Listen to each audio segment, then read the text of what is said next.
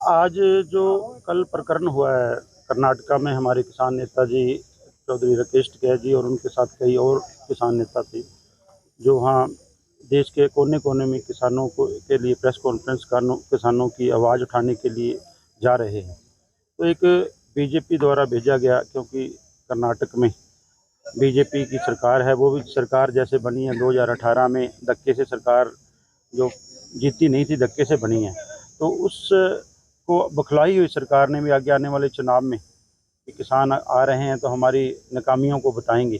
तो राकेश टिकैत जी के ऊपर हमला कराया गया है। बहुत जो बिल्कुल प्लान के तहत इनमें बड़े लोगों का, बीजेपी वालों का हाथ है।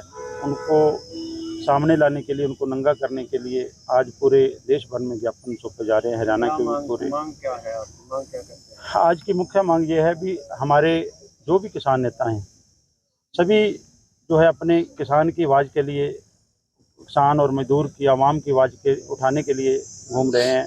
जगह-जगह कॉन्फ्रेंसें कर रहे हैं, जगह-जगह जनसभाएँ कर रहे हैं। तो अगर उसके ऊपर किसी तरह का कोई हमला होता है तो वो सरकार करवाती है।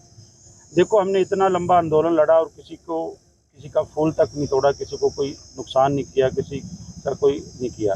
लेकिन अगर हमारे नेताओं के ऊपर शाही फेंकी जाएगी या कोई और तरह का हमला किया जाएगा, माइक फेंका गया, तो ये बर्दाश्त नहीं होगा। हम शांतमय तरीके से जो है इसका आज विरोध दर्ज करा रहे हैं। तो लेकिन किसानों किसान नेताओं की सुरक्षा की मांग करेंगे? बिल्कुल वो सरकार की जिम्मेदारी है। अगर हमारे किसान नेताओं पर हमला हुआ है तो सरकार उनको सुरक्षा दे। किसी तरह का कोई दिक्कत आती है तो सरकार जिम्मेदार है। देखो, हम किसान हैं, मजदूर हैं, हमारे पशुपालन भी है।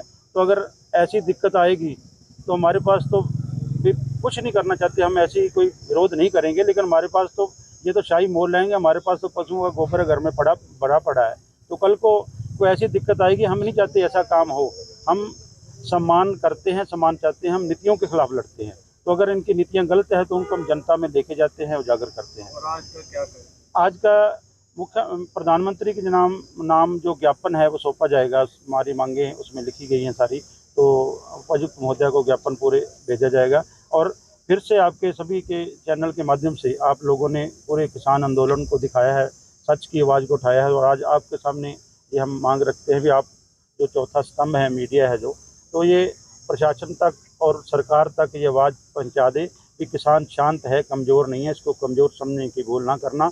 ये जो अगर अपनी बातें मनाने के लिए शांत अपने ऊपर जितनी भी यातनाएँ आपने दी सहन कर अपना ये हक लेना जानते हैं, तो अपने नेताओं की हिफाजत करना भी जानते हैं। इसलिए सरकार समय रहते इस बात को संज्ञान में ले और दोषियों के खिलाफ सख्त से सख्त सज़ा करे।